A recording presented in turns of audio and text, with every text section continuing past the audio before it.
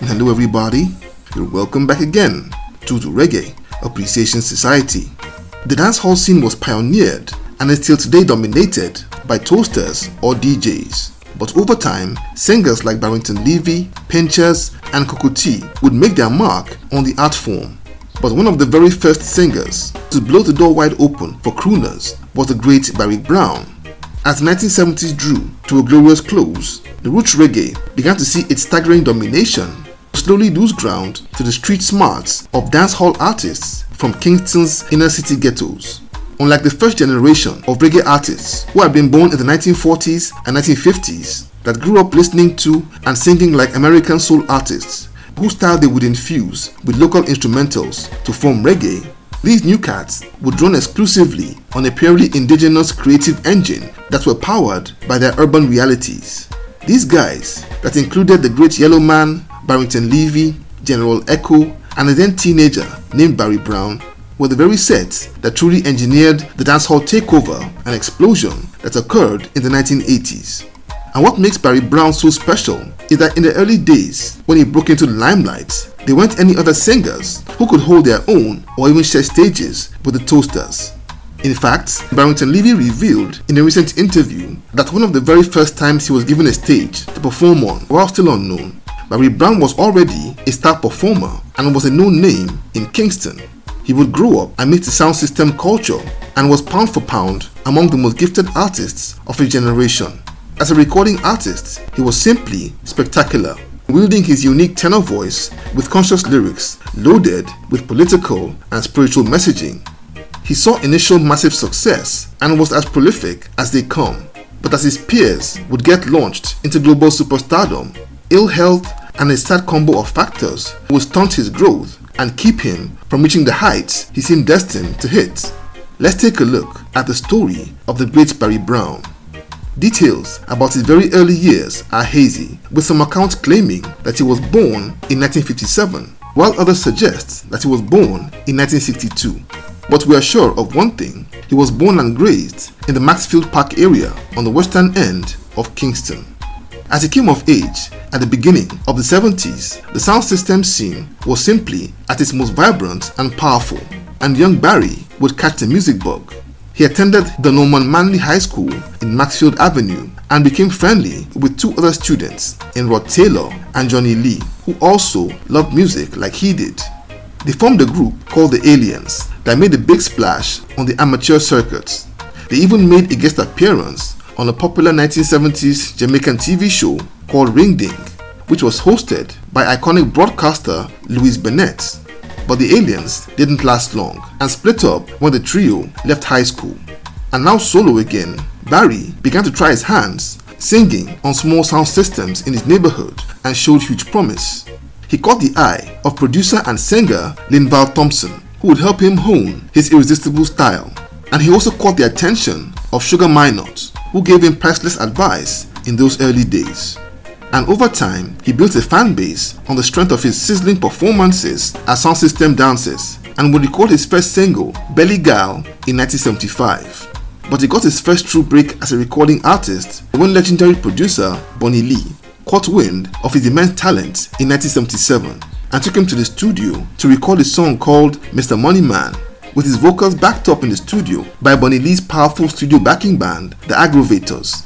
And that song became a big hit, which was followed by another one called Give Thanks and Praise. But his fame really exploded when Bonnie Lee produced another track called Step It Up Youth Man, which hit the streets in 1978. And very soon, big producers would start lining up to work with him. He would voice tracks like Not So Lucky for Sugar Minott and the smash hit Far East for Jojo Who Kim of Channel 1 Studios.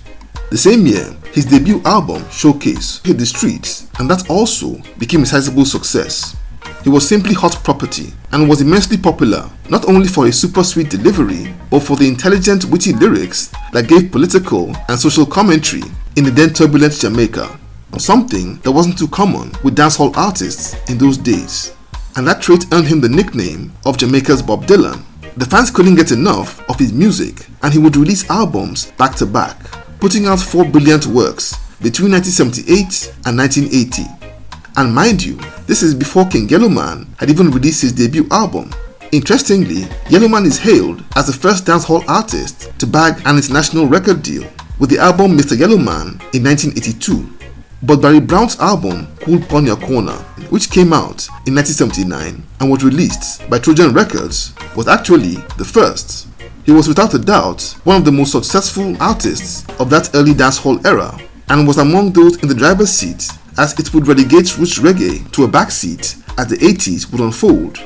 And as 1980s would roll on, the likes of Yellowman would truly blast dancehall into a global phenomenon. And though Barry Brown didn't get the same foreign deal, he remained a superstar in Jamaica and could boast of a powerful fan base abroad, which had him going on regular tours in the UK and several countries in Europe. But behind the scenes, Barry Brown had been struggling with asthma since childhood, though you would never suspect it if you listen to his hypnotic flow and voice. But it was said that it began to get the better of him when he went beyond herb and began to indulge in other substances, especially cocaine, which reportedly had become a widespread problem with many dancehall artists in the 80s as well. Barry was one artist who had always been extremely prolific, putting out more than 12 studio albums between 1978 and 1984. But from then on, his mental and physical health would decline rapidly, causing his musical output to almost grind to a halt. By the 1990s, dancehall had truly become a global phenomenon, with a new generation of artists who were tearing up the global charts. And aside from his 1991 album, Same Sound, Barry Brown had practically disappeared from the limelight. His health problems and asthma would worsen as the years went by, and inevitably, this also impacted his finances as he would struggle to make a living out of music. But he never gave up. He kept pushing and recording whenever the opportunity would come, and he would keep at this up into the 2000s, by which time the landscape was totally unrecognizable. And it was while on this grind that he would meet a fatal accident.